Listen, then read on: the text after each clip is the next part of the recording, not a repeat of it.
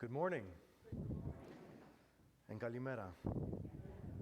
With everything going on in the world right now, there have been some really hilarious jokes flying around that people have been sending me here and there.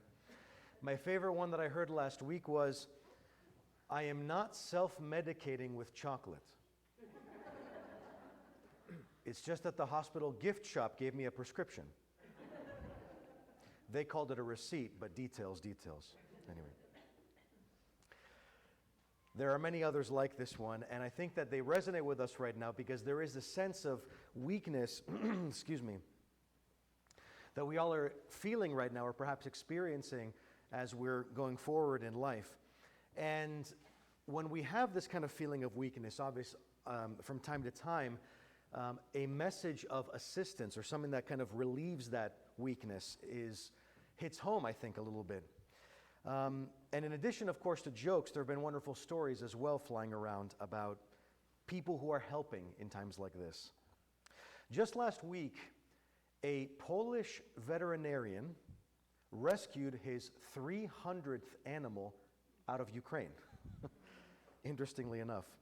We hear a lot of stories about nonprofits that are going and charities that are helping refugees and so forth. This was an interesting story about someone who has a passion for helping animals and said, in addition to the people being displaced, their animals are also being displaced.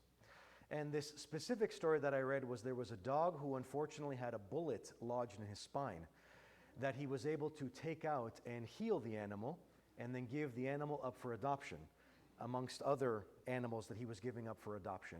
And they're being adopted by people in lots of different countries in Europe, in Britain and in Germany and Eastern Europe.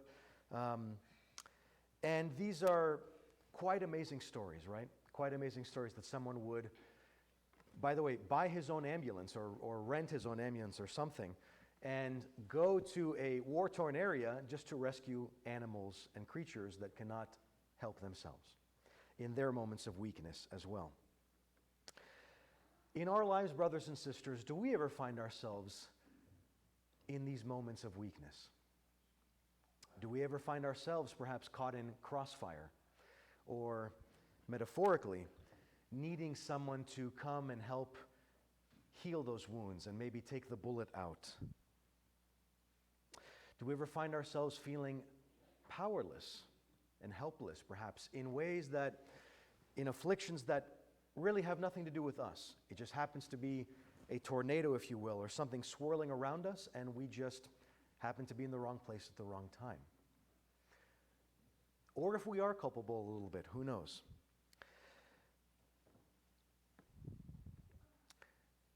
Certainly, this is something that the people of God throughout history, in the New Testament, in the Old Testament, since the time of Jesus Christ, the lives of the saints, and in many countries in the world, and really anywhere on earth, I think, we have indeed felt this way. And certainly the people of God had many, many, many different occasions to cry to heaven for help. Not just the Jews of Jesus' time who were under occupation, but even long before that. Lord, help me with this. What must I do for this, to be rescued, to be saved? All these kinds of questions. And today we hear a little bit about, not just in the scriptures that we read, but in the feast day that we celebrated, this period that we're in right now. But specifically in the words of St. Paul, who talks about the importance of helping those who are weak. St. Paul, in many different ways, ministered to people who could not help themselves, and in cultivating these fledgling Christian communities that had so much strife amongst them, in addition to all the other things that are a part of the human condition. Talking to them about how important it is to assist those who are weak, and in specific terms, he said, "You know, my brothers, that these very hands ministered to my needs and to those with me," he says. He's talking, by the way, about the trade that he had in addition to all the things that he was doing in his mission work. He was building tents to sell so that he could have money to do what he did and to have money to help others as well. Who among us can even imagine being on these kinds of very tough and very hard mission trips that he was on and still have time to help those weaker than himself? These hands minister to my needs and those with me. And this is why it's important to help those who are weak, the saint says. St. Paul placed a premium on helping those who could not help themselves, who needed to be patched up as well, if you will. In this period of our church, we celebrate also the Ascension, as we know. It kind of gets lost in the shuffle in our parish because our sister parish has its feast day on the Ascension, so we don't celebrate the Ascension here.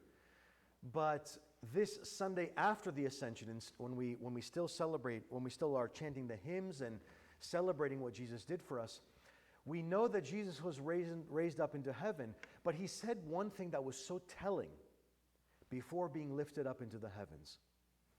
The apostles and those around him were essentially pining and saying, "Why are you leaving? Why are you leaving us in this time?" Some words that perhaps get lost in the shuffle here are when the Lord said, "I will not leave you as orphans."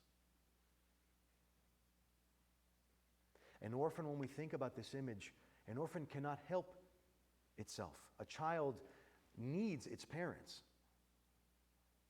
And here we have an example of the parent himself saying, "I know that you can't do this on your own. I know that you are weak. And I'm always going to be with you. I am not leaving you. I am still and always will be in your midst, in our midst." And he is right now. Because you see, my brothers and sisters, this is the beauty of the Christian faith and how much the Lord loves us and affirms this over and over and over and over again. In our moments of weakness, in our moments when we don't have seemingly anyone to take the bullet out or to patch us up or to heal us with the first aid that we need, actually, there is. Actually, there is someone always with us who stands ready to help those who are weak, to help those who cannot help themselves. And it is affirmed time and again in the writings of his disciples, including St. Paul, of course. Like a wounded animal, King David, when he was running for his life in the Old Testament, when he was running from those who wanted to kill him, and he was fleeing constantly, wrote many prayers during his plight and afterwards. And with regards to crying out to the Lord and trusting in his mercy and in his assistance, Psalm 140, which is attributed to King David, says, "You have covered my head in the day of battle." You have covered my head in the day of battle. In other words, you have protected me when I was in the midst of my afflictions. You have protected me. You have helped me in my moment of weakness. You have covered my head in the day of battle. Let us remember, brothers and sisters, that no matter how we might be feeling, no matter how seemingly helpless we may be in these moments of weakness, in these moments of pain in our life, there always is someone who stands ready to help those who are weak. Let us always remember that the Lord truly does indeed help those who cannot help themselves. And let us call on him in our moments of weakness. God bless you. Amen.